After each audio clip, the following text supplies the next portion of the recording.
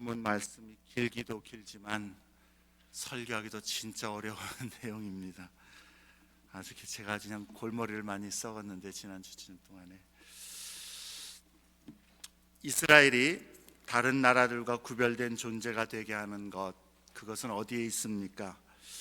하나님의 백성이 하나님의 백성 되게 하는 가장 구별되는 특징은 바로 하나님의 임재였습니다. 하나님의 임재를 빼버리면 하나님의 백성이 다른 사람들과 구별될 이유가 아무것도 남지 않는 것입니다. 교회와 성도가 이 세상에서 하나님의 자녀로, 거룩한 자로 구별된 존재가 되는 것, 구별된 삶을 사는 것의 본질은 하나님이 그들과 함께 하시는 것입니다. 출애굽 이후에 시내산에 도착해서 그곳에서 이스라엘 백성이 하나님의 율법과 계명을 받을 때 이스라엘 백성은 금송아지 우상을 만들고 하나님을 배교하였습니다. 이 범죄로 인하여서 하나님께서는 진노하셨고 모세에게 말씀하시기를 이스라엘 백성에게 약속한 대로 내가 젖과 꿀이 흐르는 땅을 너희에게 이르도록 하기는 하겠지만 나는 너희와 함께 올라가지 아니하리라 선언하십니다. 너희와 함께 하지 않겠다라는 것이죠. 그때의 모세는 뭐라고 말씀합니까? 주께서 친히 가지 아니하시려거든 우리를 이곳에서 올려보내지 마옵소서라고 말합니다. 여호와의 임재가 그들 가운데에 있지 않다면 이스라엘은 차라리 광야에 있는 것이 더 낫다라는 것이죠. 하나님께서 함께 하시지 않는다면 약속의 땅에 들어간들 그것이 무슨 소용이 있겠느냐라는 그러한 고백인 것입니다. 왜 그렇습니까? 출애굽기 33장 16절에 모세는 하나님께 이렇게 간청합니다. 주께서 우리와 함께 행하심으로 나와 주의 백성을 천하 만민 중에 구별하심이 아니니까. 우리가 하나님 앞에서 참 구별된 백성이라는 것, 특별한 존재가 되는 것은 하나님이 우리와 함께 행하시는 것, 그것 때문입니다. 그것 빠지면 아무것도 아닙니다 라는 고백인 것이죠. 하나님의 백성이 구별된 존재가 되는 이유는 하나님이 그들 가운데에 거하시기 때문인 것입니다. 이스라엘 백성이 하나님과 언약을 갱신한 후에 이제 성막을 만든 것도 그것 때문입니다. 모세가 이제 이스라엘 백성들을 명하여 성막을 만듭니다. 그래서 그 모세의 성막도 그렇고 또 나중에 솔로몬이 지은 성전도 그렇고 그 성막이나 성전의 1차적인 목적이나 기능은 인간이 하나님께 예배를 드리는 장소가 되는 것이 아닙니다. 물론 그런 장소이기도 합니다만 모세의 성막이나 솔로몬의 성전의 가장 근본적인 목적과 기능은 하나님의 임재의 장소, 곧 하나님이 자기 이름이 거하도록 하신 그 장소, 이것이 중요하다는 것입니다. 하나님께서 자기 백성 가운데 거하시기 위하여서, 그리고 하나님이 그들 가운데 계심을 나타내시고 그들을 만나시는 장소로 삼기 위해서 모세에게 성막을 만들도록 하신 것입니다. 그래서 출애굽기 40장에는 모세가 성막을 다 완성하였을 때 여호와의 구름이 성막을 가득 채웠다라고 그렇게 기록합니다. 여호와의 영광이 이스라엘 가운데에 함께 계신다라는 것을 나타내 보여주신 것이죠. 이 백성과 함께하는 하나님이시라는 것을 보여준 겁니다. 열왕기상 8장에서도 솔로몬이 성전을 다 완공하고 하나님의 임재의 상징인 여호와의 언약궤를 제사장이 성전의 지성소에 넣어 놓았을 때에 그 후에 구름이 여호와의 성전에 가득하였다라고 기록합니다. 이는 여호와의 영광, 즉 하나님의 임재가 여호와의 성전에 가득하였다라는 것을 보여준 것이죠. 하지만 이스라엘은 하나님과의 언약 백성으로서의 이 신실함을 지속적으로 배반하였고 또 우상 숭배와 불순종으로 하나님을 온전히 섬기지 아니하였고, 그래서 마침내 하나님의 진노로 예루살렘은 파괴되어 멸망당하고 하나님의 성전은 불에 타서 무너졌으며 이스라엘 백성들은 바벨론의 포로로 잡혀가는 징계를 받게 되었습니다. 그러나 가장 무섭고 가장 큰 절망은 여호와께서 자신이 거하시는 곳, 즉 성전을 떠나신 일이었습니다. 여호와의 임재가 떠나고 난 이후에 예루살렘의 성전은 이제 더 이상 거룩한 그러한 장소도 아니고 하나의 건물에 불과할 뿐이다라는 것이죠. 오늘 본문은 이러한 절망의 상황 가운데 하나님께서 에스겔 선지자에게 주신 이스라엘과 성전, 그리고 하나님의 임재의 회복에 관한 메시지입니다. 에스겔 선지서에 대한 배경을 다시 한번 우리 상기해 보기를 원합니다. 에스겔은 유다가 멸망되기 전 주전 597년에 여호야긴 왕과 함께 바벨론의 포로로 잡혀갔던 수많은 유다의 무리들 중에 포함되어 있던 사람이었습니다. 에스겔은 제사장 가문으로 제사장으로서 섬길 수 있는 자였지만 바벨론의 포로로 잡혀왔다가 거기에 잡혀온 지 5년째 되는 해에 하나님으로부터 선지자로서 부르심을 받습니다. 에스겔의 부르심과 그 사역은 여호와의 영광의 환상을 보는 것으로 시작이 됩니다. 1장에 에스겔은 예루살렘 성전이 아닌 바벨론 이방 땅, 그 그발 강가에 있는 그 자기를, 그 백성을 찾아오신 여호와의 임재를 경험합니다. 당시로서는 상상할 수 없는, 생각할 수 없는 그런 놀라운 일이었다라는 것이죠.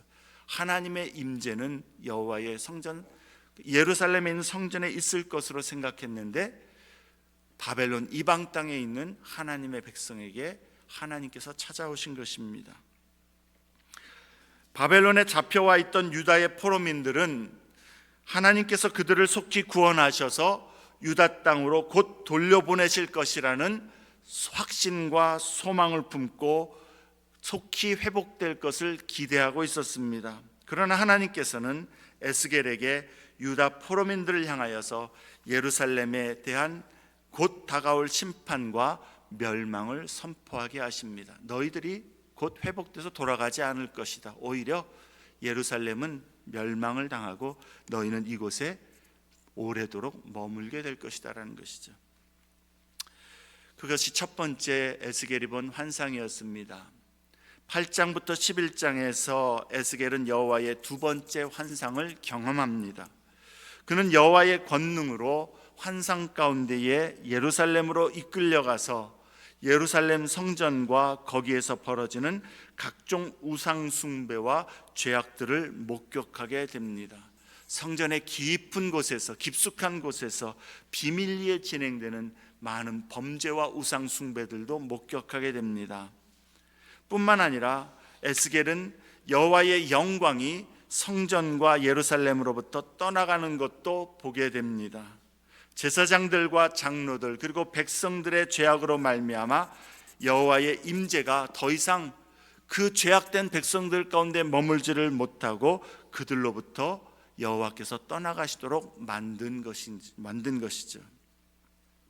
바벨론에 의해서 예루살렘이 멸망되고 성전은 파괴되는 것, 그것은 하나님께서 그들을 구원할 능력이 부족해서가 아니라 하나님의 백성이 하나님을 배반하고 죄악과 불신앙 그리고 불순종으로 하나님을 거슬렸기 때문이었다라는 것을 보여주신 것이죠. 그리고 그 심판과 멸망의 예언은 몇 년 뒤에 현실로 나타나게 되었습니다. 주전 586년에 예루살렘은 완전히 파괴되었고 여호와의 성전도 모두 불에 타서 무너졌습니다. 그리고 에스겔 33장에서 바벨론의 포로로 잡혀와 있던 유다의 포로민들에게도 그리고 에스겔에게도 마침내 이 소식이 전해지게 된 것이죠.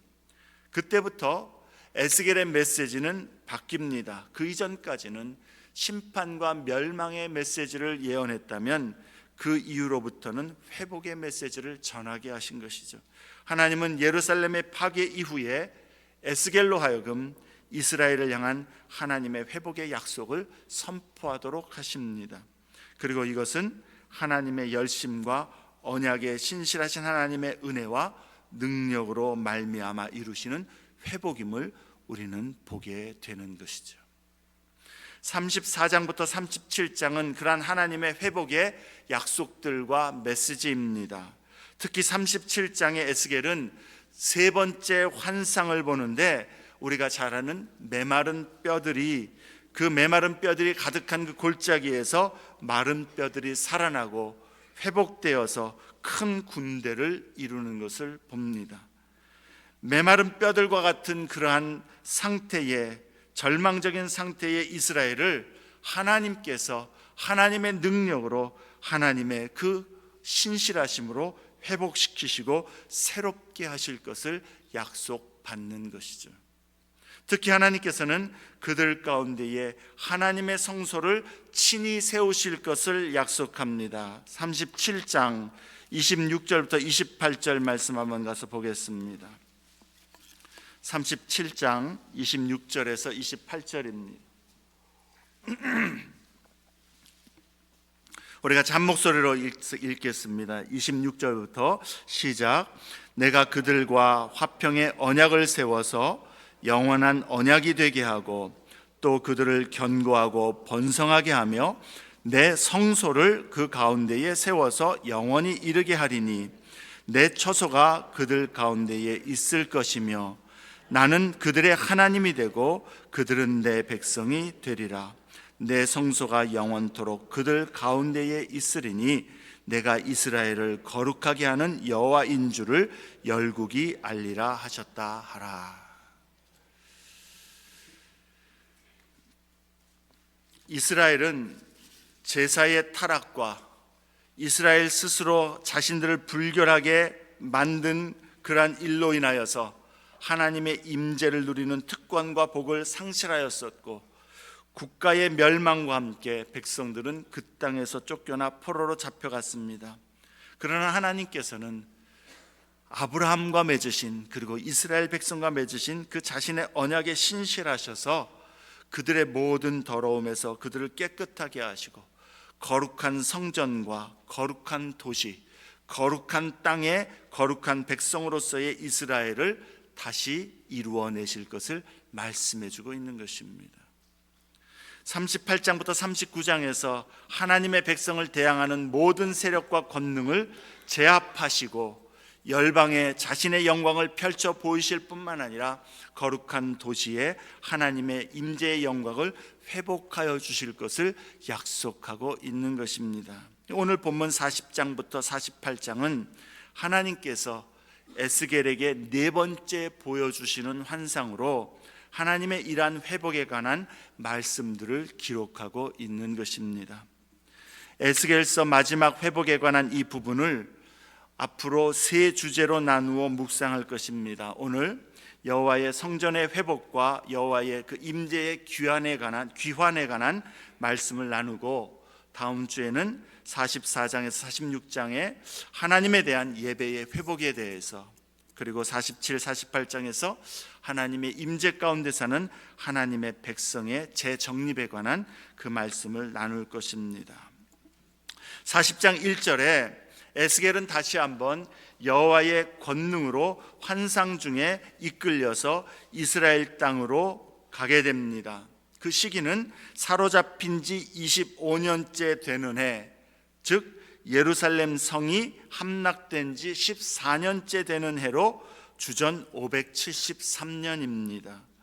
2절에 하나님께서는 이상 중에 에스겔을 이스라엘의 높은 산 위에 내려놓으시는데 거기에는 나무로 향하여 성읍 형상 같은 것이 있다라고 기록합니다. 여기서 에스겔은 천사의 가이드를 받아서 그 환상 가운데에 완벽하게 대칭적인 크기로 되어 있는 성전을 돌아보게 됩니다. 그리고 4절에 이 천사는 에스겔이 본 것을 모두 다 유다 포로민들에게 말할 수 있도록 자신에게 보이는 것을 주의하여 보고 들리는 것을 귀 기울여 들으라, 그렇게 명령을 하게 됩니다. 그러나 에스겔이 천사와 함께 성전을 돌아보며 그 길이와 크기를 재어보는 일을 진행하지만 이것은 실제로 이 모양대로 성전을 짓도록 하기 위해서 주시는 그러한 환상은 아니다라는 것이죠. 실제로 이런 모습으로 성전을 지으라고 설계 도면이나 청사진으로 주시는 것이 아니다라는 것입니다.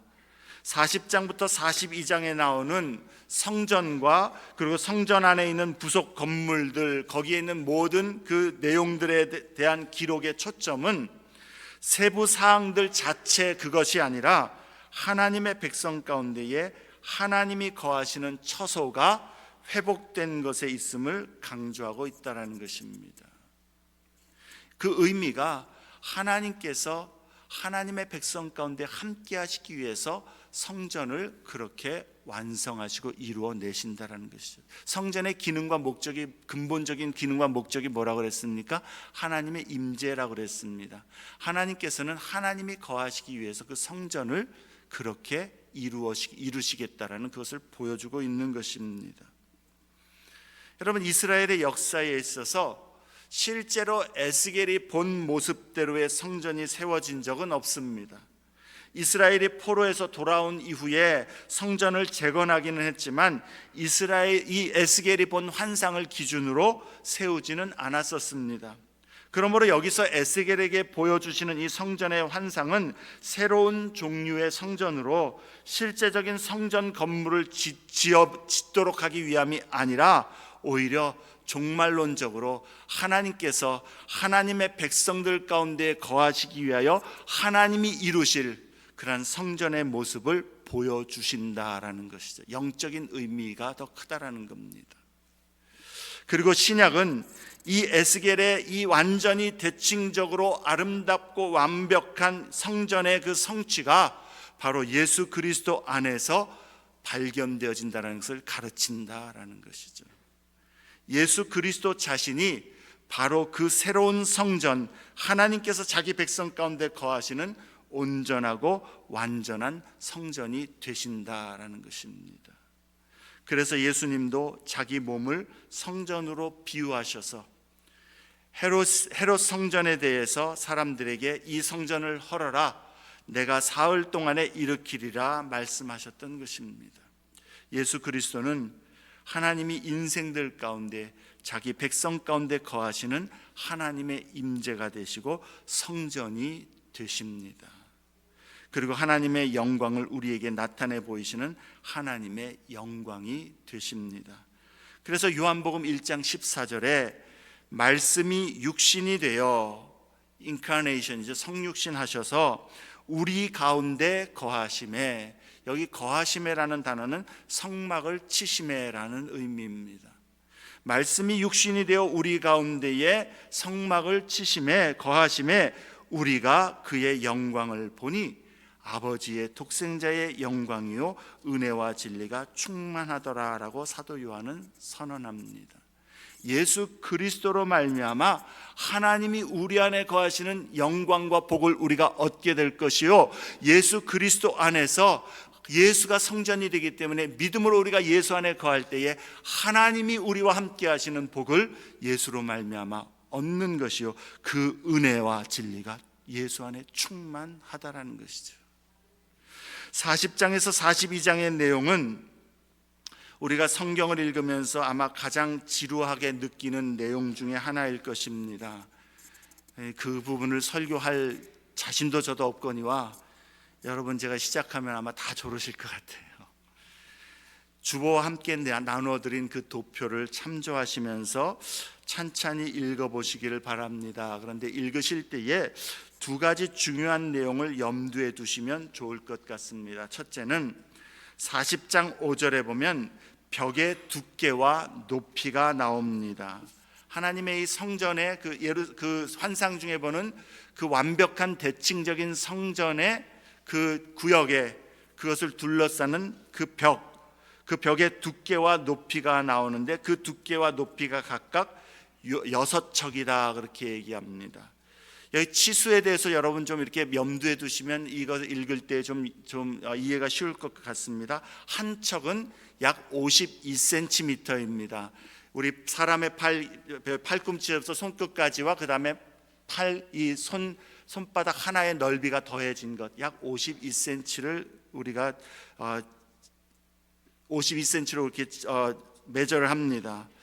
그리고 한 자라는 것, 긴 그 척도의 한 자는 6척으로 이루어진 것입니다. 그러니까 3절에 보면 이 천사가 줄을 삼으로 된 그 린넨으로 된 그 어떤 매절하는 자도 가졌고 이 한 자, 이 큰 자도 가졌다라는데 이 한 자는 그 크기가 6척이다. 다시 말해서 약 3.1m가 되는 것이고 피트로 얘기하면 약 10피트 정도가 되는 그 자를 갖고 잰다라는 것이죠. 그런데 이 성벽의 그 두께와 높이가 각각 한 자라는 겁니다. 6척 한 자라는 겁니다. 그러니까 높이도 10피트 그리고 이 벽의 두께도 10피트라는 거예요. 굉장히 큰 것이죠. 이렇게 두껍고 높은 벽으로 성전 구역을 나누는 목적은 무엇 때문입니까? 42장 20절 가서 한번 보겠습니다.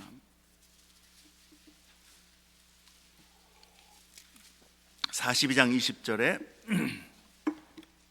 그가 이같이 그 사방을 측량하니 그 사방 담 안 마당의 길이가 500척이며 너비가 500척이라 그 담은 거룩한 것과 속된 것을 구별하는 것이더라. 다시 말해서 그렇게 높고 두꺼운 벽을 그렇게 나눈 것은 거룩한 것과 속된 것을 구별하기 위한 목적이다라는 것이죠. 하나님께서 보여주시는 완벽한 성전의 환상에서 중요한 핵심 가운데 하나가 바로 이것, 구별됨입니다. 거룩함입니다. 성전 영역 바깥에는, 이 벽 바깥에는 일상적이고 속된 삶의 현실과 이방 나라들의 부정한 세계가 있는 것입니다. 그러나 그 담쪽 안쪽에는 하나님의 임재의 영역이요 그것은 거룩함이 있는 곳이다라는 것이죠. 우리에게 주는 교훈은 무엇입니까? 하나님의 임재 안에 사는 하나님의 백성은 거룩함으로 구별되어야 한다는 것을 깨닫게 하는 것이죠. 우리의 구원은요, 예수의 십자가 공로로 말미암아 예수의 그 은혜로만, 오직 믿음으로만 구원을 얻습니다. 우리의 선행이나 우리의 어떤 공로가, 우리가 어떻게 하나님 앞에서 의롭게 살려고 하는 노력 자체가 하나님이 우리를 구원하시는 근거나 이유가 되지 않는다라는 것입니다. 하나님이 우리를 구원하시는 근거와 이유와 그 모든 그 기반은 예수의 십자가 은혜 때문이다라는 것이, 이것이 복음입니다. 그러나 그 하나님의 구원의 은혜는 우리로 말미암아 거룩함으로 구별되게 한다라는 것이죠. 오늘날 하나님의 백성의 거룩함에 대한 개념과 세상에서 구별되기 위하여 하나님의 백성이 그 삶에서, 일상에서 거룩과 경건으로 우리의 언행 심사를 하나님 앞에 구별하여 드리는 그러한 헌신과 신실함의 신앙이 많이 해해진 이 시대에 경종이 되는 그러한 교훈의 말씀이 되어야 하는 것입니다. 그리스도인이라면 세상을 쫓아가는 자가 아니라 세상으로부터 구별되는 자가 되어야 하는 것이죠. 거룩함으로 세상으로부터 구별되는 자가 그리스도인이라는 겁니다. 하나님의 백성이고 하나님이 함께 하시는 사람들이라는 거예요. 근데 여러분, 오늘날 우리가 물론 복음, 은혜를 너무 강조하다 보니까 예수의 은혜, 복음, 분명 우리는 그것만이 우리의 소망임을 강조해야 되지만 한쪽으로 치우쳐서 우리가 하나님 앞에서 거룩한 삶을 살려고 하지 않아도, 구별된 삶을 살려고 노력하지 않아도, 예수가 나의 왕이시오라고 고백하며 나의 삶의 우선권을 하나님 앞에 드리는 구별된 삶을 애쓰지 않아도 믿음으로 은혜로 구원을 얻는데 뭐 어떤가라는 그런 생각이 너무 팽배해진 것 같아요. 여러분, 그러나 예수님은 분명히 경고하시기를 알곡과 가라지가 있다고 그러셨고요, 알곡과 쭉정이가 있다고 하셨고, 그물 안에 고기가 들어왔는데 고기를, 그물에 걸린 고기들을, 좋은 고기들은 담고 나쁜 고기들은 버린다 하셨다는 경고를 우리는 잊지 말아야 하는 것이죠. 여러분, 그리스도인의 자유함은 우리가 은혜로 구원을 얻었으니 자유하여서 세상 사람들이 즐기는 것, 좋아하는 것, 세상의 가치관을 따라 생활 습관을 그렇게 쫓아가도 된다라는 그러한 자유함이 아니라는 것을 기억해야 됩니다. 우리의 자유함은요, 이제 내 안에 주님을 향하여서 거룩함을 사모하여서 세상과 세상의 모든 그러한 가치관이나 즐거움을 뒤로하고 유혹을 뒤로하고 주님 앞에 거룩함으로 구별되기를 원하는 마음으로 그렇게 살려가는 자유함, 그게 그리스도인의 자유함입니다. 여러분, 오늘날 얼마나 많은 그리스도인들이 주를 믿는다고 하면서 자유함을 이야기하고, 그래서 하나님의 은혜 안에 거룩함을 추구하기보다는 세상을 쫓아가고 세상을 본받아 가려고 하는 그런 모습이 얼마나 많은지요. 이 세대를 본받는 것은 성도의 삶의 자세가 아닙니다.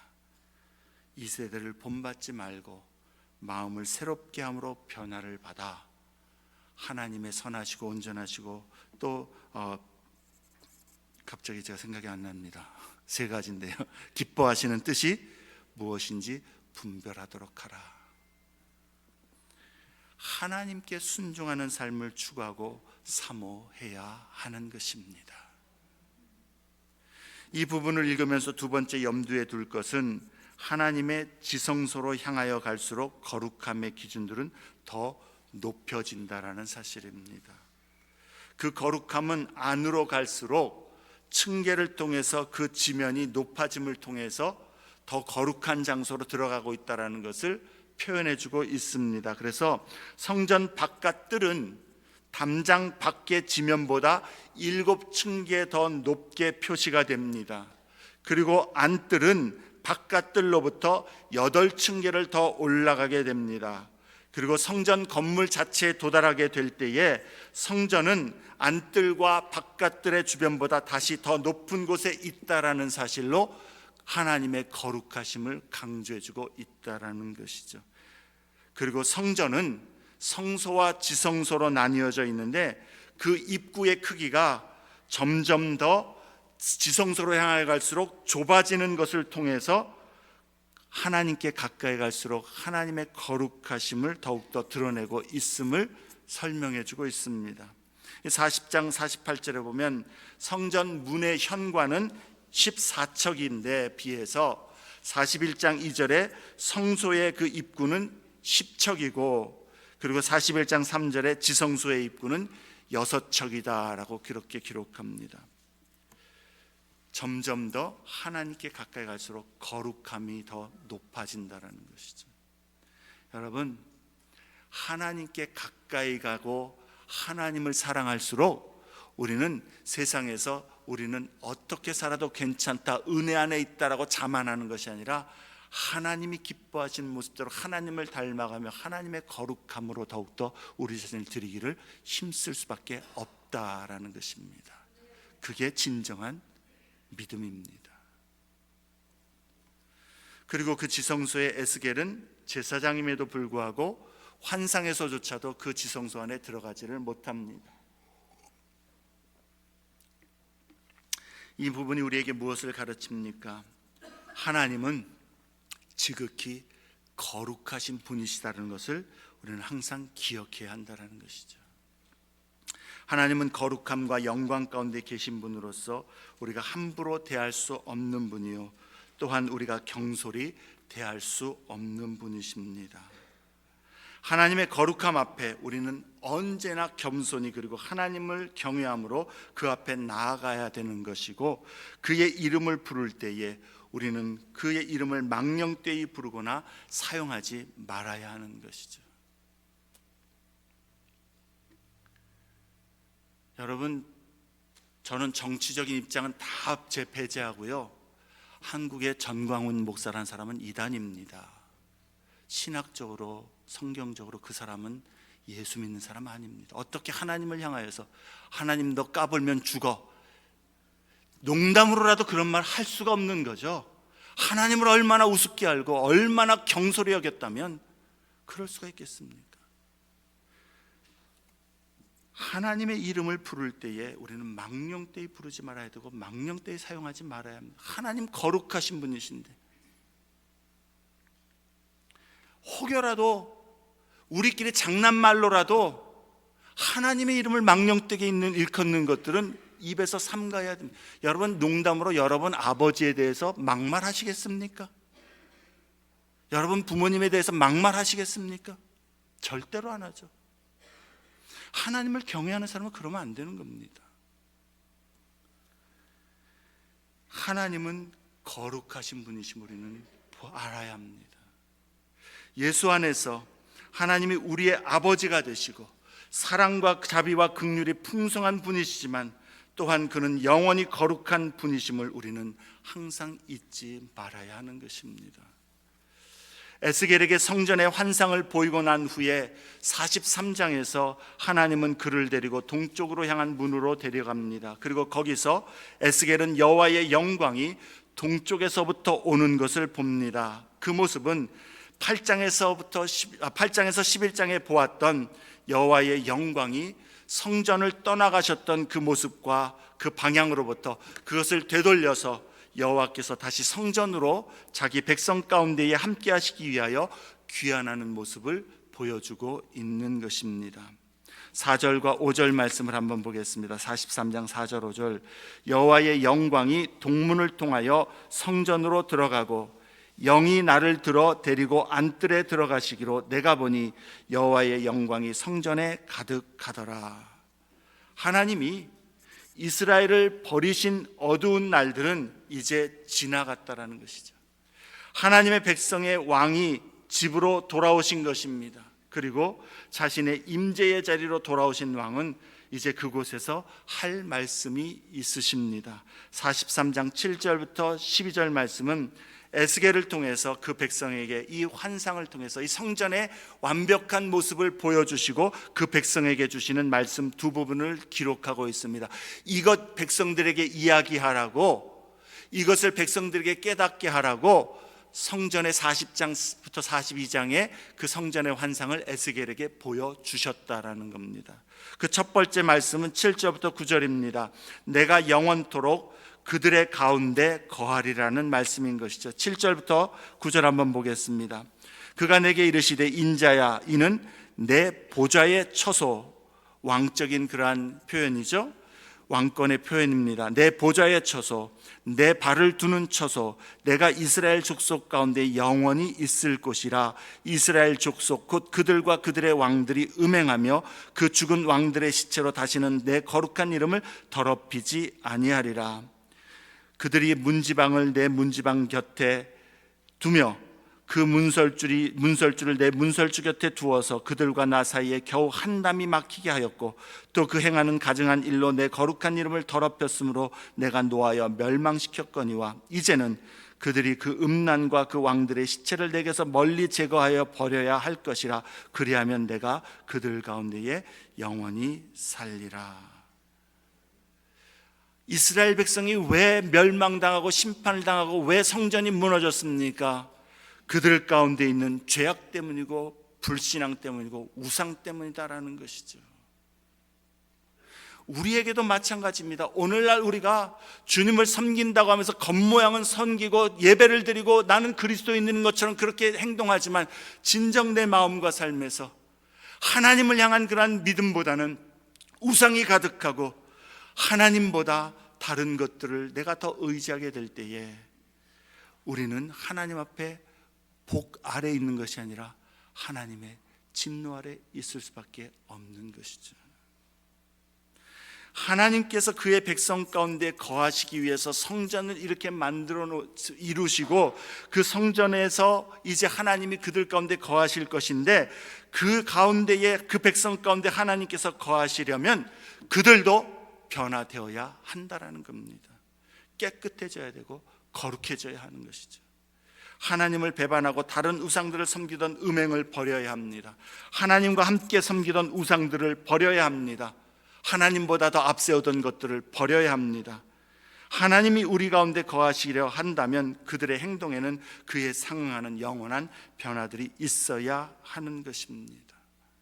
하나님의 거룩하신 하나님이 함께 하시는 은혜는 거룩한 백성의 몫이기 때문에 그렇습니다. 세상과 죄악에 물들어 살면서 하나님이 함께 하시는 은혜를 누릴 수는 없는 것입니다. 9절에 그러한 모습들을 내게서 멀리 제거하여 버려야 할 것이라 그리하면 내가 그들 가운데에 영원히 살리라. 우리는 거룩해야 된다라는 겁니다. 근데 문제는 우리에게도 여전히 더러움과 우리 안에 계속해서 우리를 유혹하는 우상들이 있고 때로는 우상에 우리도 넘어진다라는 사실이 있는 것이죠. 두 번째 말씀은 10절에서 11절 말씀입니다. 인자야 너는 이 성전을 이스라엘 족속에게 보여서 그들이 자기의 죄악을 부끄러워하고 그 형상을 측량하게 하라. 만일 그들이 자기들이 행한 모든 일을 부끄러워하거든 너는 이 성전의 제도와 구조와 그 출입하는 곳과 그 모든 형상을 보이며 또 그 모든 규례와 그 모든 법도와 그 모든 율례를 알게 하고 그 목전에 그것을 써서 그들로 그 모든 법도와 그 모든 규례를 지켜 행하게 하라. 에스겔이 본 것은 아름다움과 완벽함을 그 에스겔이 본 것의 그 아름다움과 완벽함을 말하라고 하시는 이유는 백성으로 하여금 죄악을 부끄러워하도록 하기 위함이다라는 것이죠. 하나님 앞에, 이 거룩한 하나님 앞에, 이 완벽한 거룩한 이 성전에 난 들어갈 자격이 없는 자이구나라는 것을 깨달으라는 것이죠.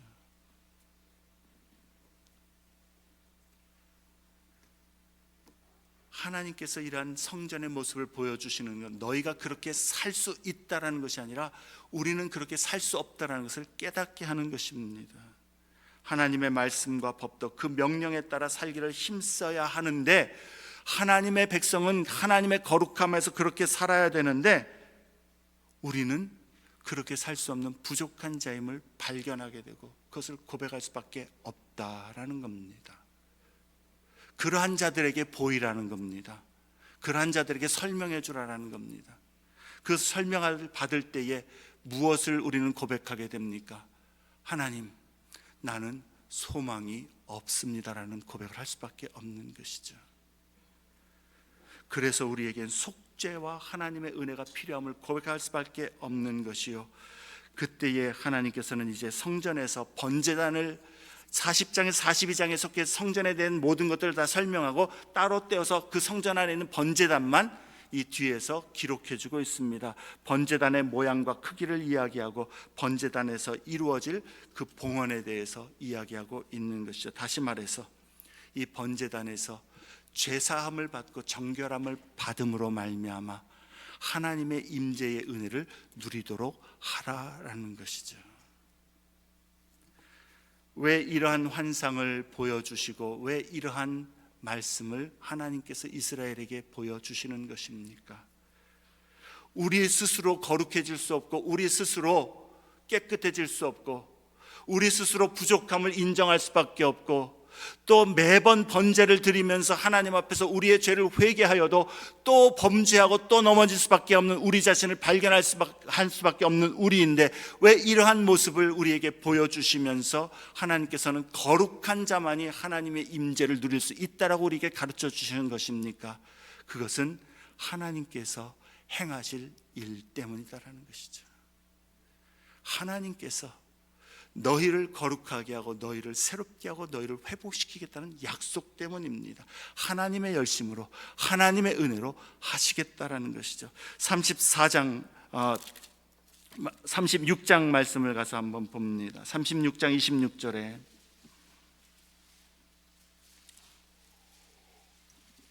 (24절) 25절에서는 하나님께서 그들을 다시 모아서 맑은 물로 너희를 정결하게 하실 것을 약속하고요, 26절에 또 새 영을 너희 속에 두고 새 마음을 너희에게 주되 너희 육신에서 굳은 마음을 제거하고 부드러운 마음을 줄 것이며 내 영을 너희 속에 두어 너희로 내 규례를 행하게 하리니 너희가 내 규례를 지켜 행할지라.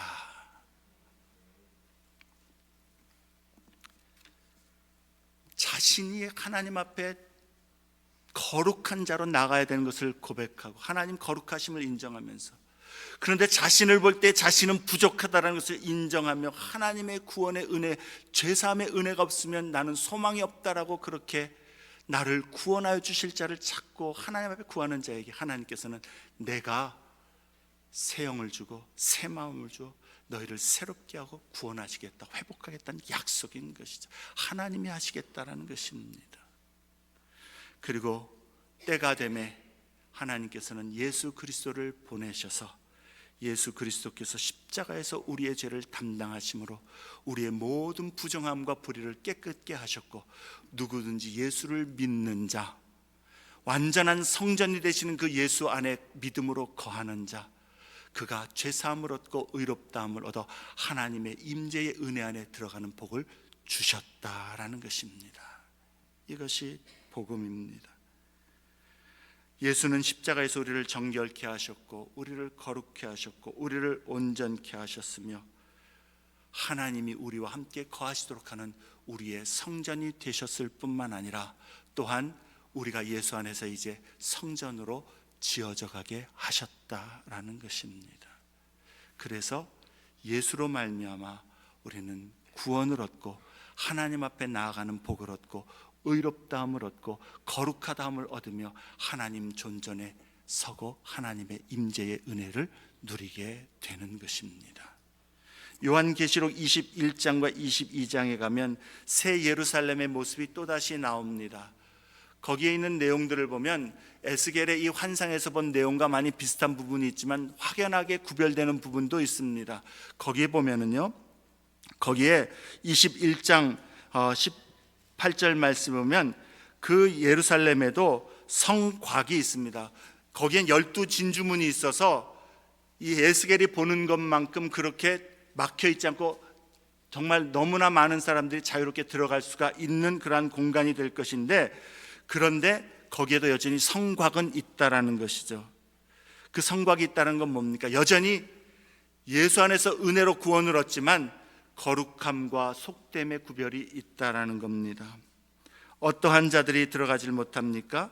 말씀에 보면 21장 8절에 보면 흉악한 자, 살인자, 음행하는 자, 점술과 우상 숭배하는 사람, 거짓말하는 자, 이러한 자들은 불못에 던져질 것을 말씀하고요, 21장 27절에 무엇이든지 속된 것이나 가증한 일 또는 거짓말하는 자는 결코 그리로 들어가지 못할 것을 말씀합니다. 그러나 누구는 들어갑니까? 오직 어린 양의 생명책에 기록된 자들만 그리로 들어가리라. 말씀을 맺습니다. 21장의 예루살렘에 대해서 아까 제가 몇 가지 특징이 있다고 말씀을 드렸는데요, 하나는 이 요한계시록에 나오는 이 예루살렘에는 성전이 없습니다. 번제단도 없고 성전도 없습니다. 왜냐하면 이 요한계시록 21장 22장에서 보는 그 예루살렘 성의 그 모든 치수는 정방형, 정사각형으로 예루살렘 성 자체가 하나님의 성전이 되기 때문에 성전이 없는 것이요, 예수 그리스도께서 십자가에서 영원히 단번에 우리의 모든 죄를 다 사하셨기 때문에 거기에는 더 이상 번제가 없다라는 것이죠. 말씀을 맺습니다. 예수 그리스도로 말미암아 하나님은 우리를 정결케 하셨고 거룩하게 하셨고 온전하게 하셨습니다. 누구든지 예수를 믿는 자는 구원함을 얻습니다. 하나님의 임재 안에 들어가는 복을 얻습니다.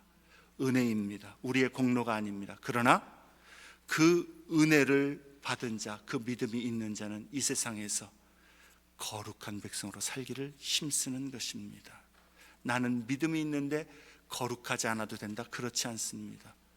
우리의 하나님이 함께 하시는 자, 거룩한 자와 함께 하심을 알기 때문이요, 우리가 거룩한 자로 예수 안에서 구별됨을 알기 때문에 이제 참 믿음을 가진 자는 우리 앞에 놓아두신 그 예수 그리스도께서 이루신 온전한 성전, 그 하나님의 임재에 우리가 들어갈 것을 확신하면서 오늘도 이 세상 가운데에서 거룩함으로 구별된 삶을 살기를 힘쓰는 것이요, 온전히 하나님이 거하시는 처소로서 나 자신을 드리기를 힘쓰는 것입니다. 물론 우리는 완전하지 않습니다.